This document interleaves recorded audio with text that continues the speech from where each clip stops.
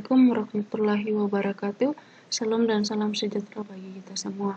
Pada kesempatan ini, saya akan membahas materi komunikasi data mengenai arsitektur dan protokol komunikasi data, OSI layer, dan konsep TCP/IP. Perkenalkan, nama saya Herman Pakondong, MPM 2022-02-0178, dengan nama dosen pengampu saya Insinyur Rahmaniar Sarakuin, Eskom Mkom. Arsitektur komunikasi data. Pengertian arsitektur dan komunikasi data.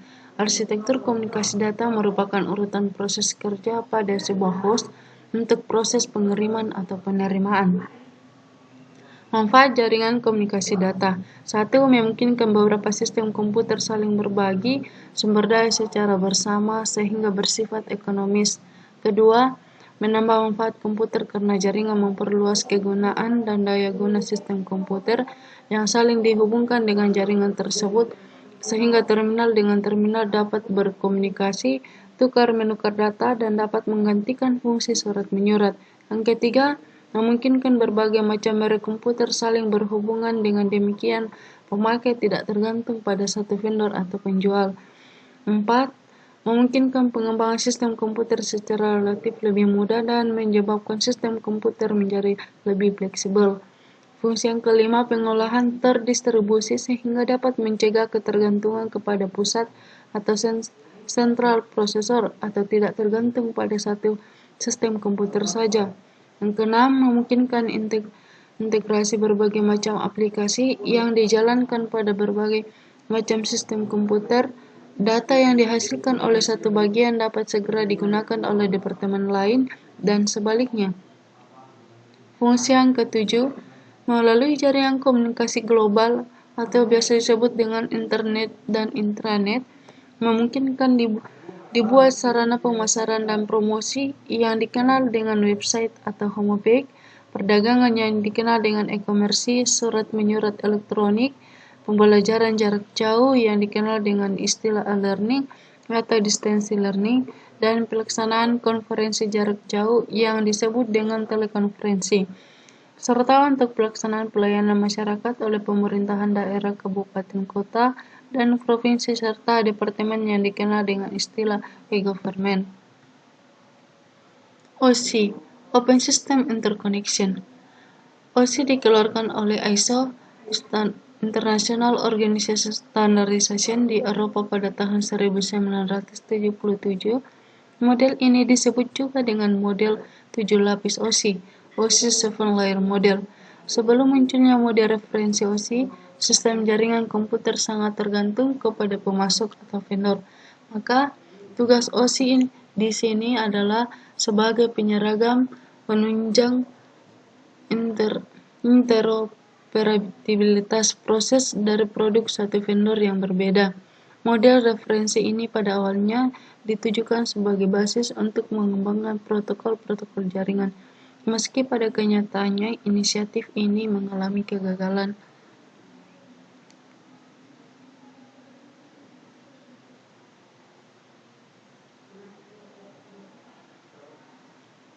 ISO, International Standardization.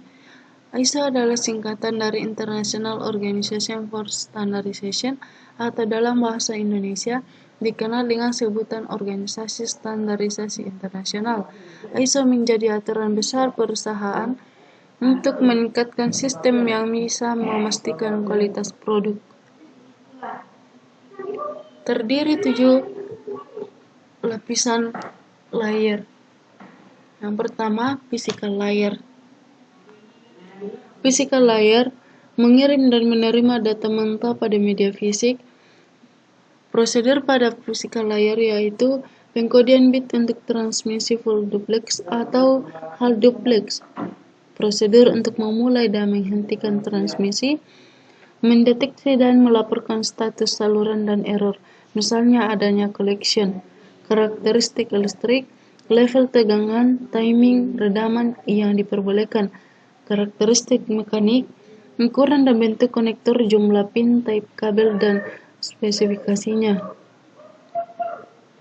Yang kedua, data link layer.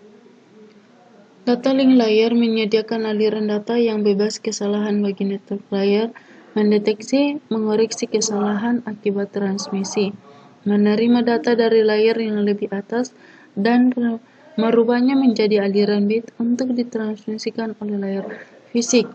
Pada proses penerimaan, merubah aliran bit menjadi frame, menambah kode untuk sinkronisasi, deteksi kesalahan, menyediakan mekanisme untuk menangani kehilangan atau loss, kerusakan atau duplikasi frame, dan pengalamatan fisik. Yang ketiga, network layer. Fungsi daripada network layer yaitu merutakkan paket, mengendalikan kongesti, melaksanakan networking, contohnya open source text PET atau PET Fires OSPF, Routing Information Protocol. Keempat, transport layer. Transport layer menerapkan layanan transport data andal yang transparan terhadap behavior layer, flow control, multiplexing, manajemen virtual circuit, serta error checking dan error recovery end-to-end. Contoh Transmission Control Protocol TCP, Embedding Protocol, OSI Transport Protocol. Kelima, session layer. Session layer membentuk, memanage, dan memutuskan session komunikasi antara entitas presentation layer. Session komunikasi terdiri atas permintaan layanan service request dan tanggapan layanan service response yang terjadi antara aplikasi yang berlokasi pada device jaringan yang berbeda. Yang keenam, presentation layer. Presentation layer menyediakan fungsi pengkodean dan konversi untuk data dari application layer, menjamin data yang berasal dari aplikasi layer. Suatu aplikasi dapat dibaca oleh application layer di sistem yang lain. Contoh format representasi data, skema kompresi.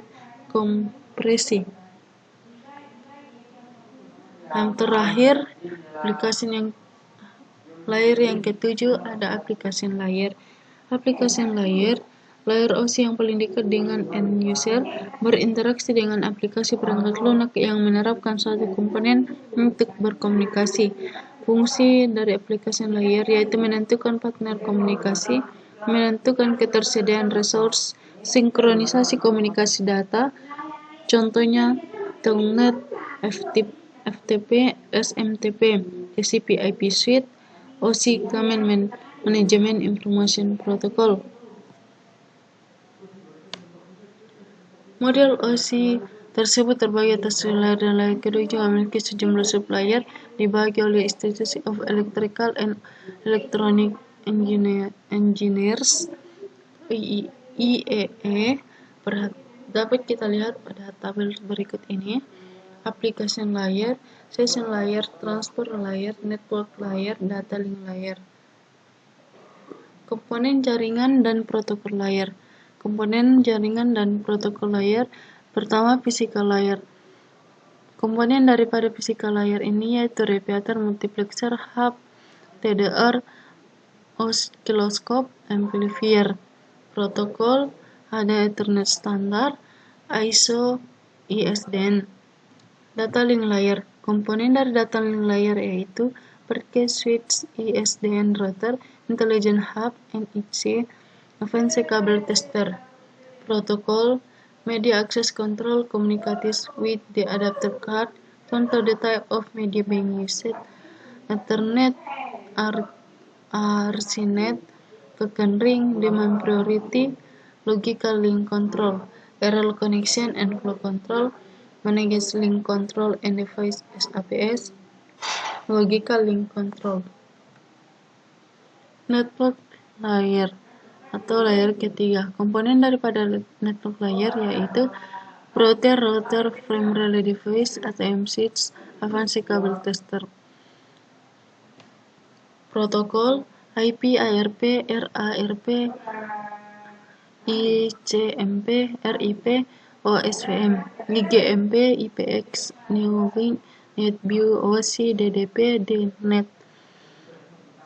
Transport layer komponen meliputi gateway, advanced cable tester, dan router.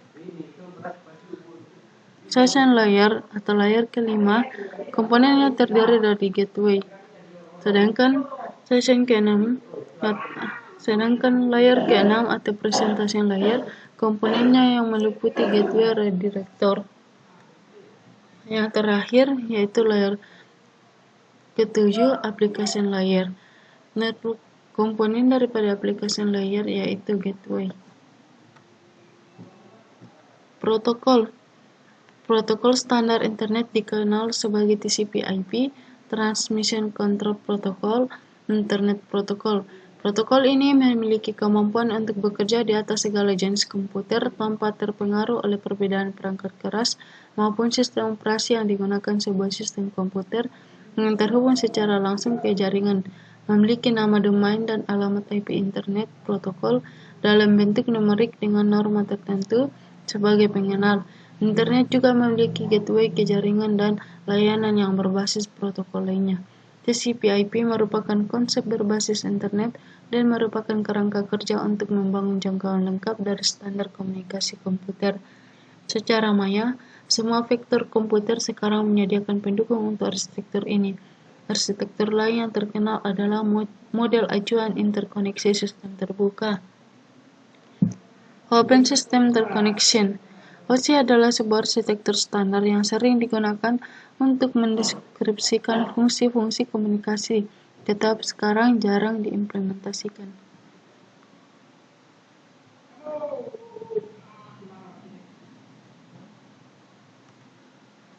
Model komunikasi data dan protokol penggunaannya. Komunikasi berasal dari kata communication yang secara etimologis berasal dari bahasa Latin communicatus yang memiliki arti berbagi atau menjadi milik bersama. Dengan demikian bahwa komunikasi merupakan suatu proses dengan saling pengertian dan menciptakan informasi agar dapat terhubung satu sama lain. Berdasarkan tipe channel transmisi, terdiri dari 3 transmisi, yaitu transmisi satu arah, transmisi dua arah bergantian, transmisi dua arah serentak. Transmisi satu arah atau dalam bahasa Inggrisnya one-way transmission atau istilah sederhananya simplex ini hanya dapat membawa informasi data dalam bentuk satu arah saja dan tidak berbalik-balik. Contohnya radio dan televisi. Transmisi dua arah bergantian. Transmisi dua arah bergantian dalam istilah bahasa Inggrisnya either-way transmission atau istilah sederhananya hal duplex disingkat HDX merupakan tipe channel transmisi yang dapat mengirim informasi data dan menerima informasi data namun tidak dalam waktu yang sama alias bergantian. Transmisi dua arah serentak. Transmisi dua arah serentak atau dalam bahasa Inggrisnya both-way transmission atau istilah full duplex yang biasa disingkat VDX merupakan channel transmisi sama halnya dengan transmisi dua arah bergantian. Namun perbedaannya di sini antara pengirim dan penerima pesan bisa dilakukan di waktu yang sama. Transmisi dua arah serentak ini salah satu contohnya adalah telepon atau handphone. Berdasarkan jalur transmisi, dibedakan menjadi 3, yaitu unicast, multicast, broadcast. Unicast merupakan kontak data informasi atau pesan pada suatu alat dengan alat lain. Contoh sederhananya adalah ketika adanya telepon A dan telepon B saling terhubung, maka telepon C tidak bisa terhubung dengan telepon A ataupun telepon B. Multicast berbeda halnya dengan unicast yang tidak bisa terhubung dengan alat satu ketika alat satu tersebut sedang terhubung dengan alat lainnya. Pada multicast, kontak data informasi tetap bisa dihubungkan ke alat tersebut, walaupun alat tersebut sedang terhubung dengan alat lainnya. Contohnya pada sistem kerja multicast ini adalah server internet, yang mana server dapat melayani atau terhubung dengan beberapa komputer dengan media transmisi data, sehingga masing-masing komputer masing bisa dijalankan dan dihubungkan dengan server tersebut. Yang ketiga, broadcast. Dalam jalur broadcast, alat yang menerima data informasi tidak bisa memberikan respon balik kepada alat pengirim data informasi, namun alat ini bisa mengirim ke lebih dari satu alat. Contoh dari broadcast ini adalah radio dan televisi. Berdasarkan konfigurasi jalur transmisi data, terdiri dari dua transmisi, yaitu point-to-point. Point-to-point, konfigurasi pada jalur point-to-point ini umumnya media atau sarana akan saling terhubung antara satu sarana dengan sarana lainnya tanpa terbagi. Contoh sederhana dari model komunikasi data point-to-point ini adalah alat printer pada suatu komputer. Yang kedua, point-to-multipoint.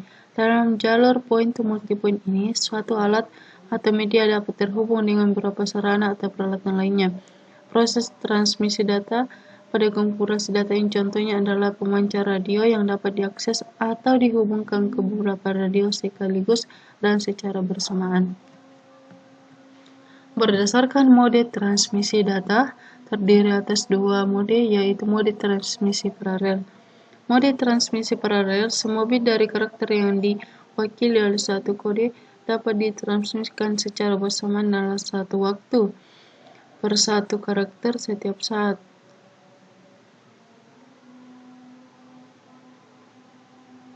Yang kedua, model transmisi serial. Mode transmisi serial inilah yang paling sering digunakan pada mode serial.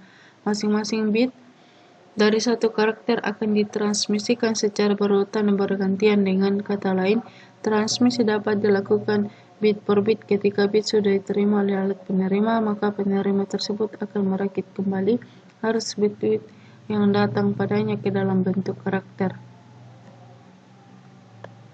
Fungsi protokol pada komunikasi data. Yang pertama, fragmentasi dan resembli. Pada fungsi protokol sebagai fungsi fragmentasi dan resembli, fungsinya yaitu membagi informasi yang dikirim menjadi beberapa paket data.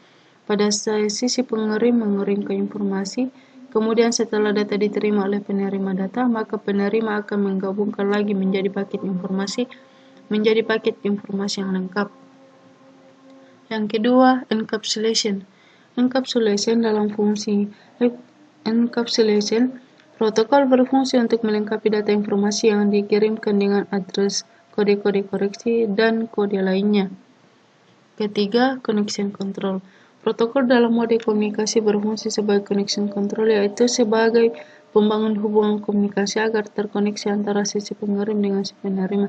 Nantinya ketika protokol ini membangun suatu koneksi, maka secara bersamaan atau dalam waktu yang sama, protokol juga dapat mengirimkan atau melanjutkan data informasi dari pengirim ke penerima dan bahkan juga bisa mengakhiri hubungan koneksi antara pengirim dengan penerima. Sederhananya, bahwa protokol ini merupakan jembatan dari suatu komunikasi data.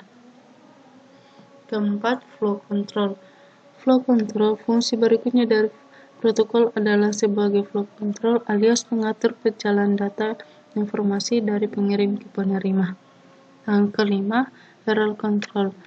Fungsi error control. Fungsi protokol yang terakhir adalah sebagai error control, di mana protokol berfungsi untuk mengontrol atau mengondisikan bahwa pengirim data tak lepas dari kesalahan baik dari sisi pengirim maupun sisi penerima. Sederhananya bahwa protokol ini juga berfungsi mengontrol kesalahan ketika data proses dikirim. Semoga presentasi atau materi yang saya paparkan pada saat ini bermanfaat bagi kita semua. Sekian dan terima kasih. Assalamualaikum warahmatullahi wabarakatuh. Shalom dan salam sejahtera.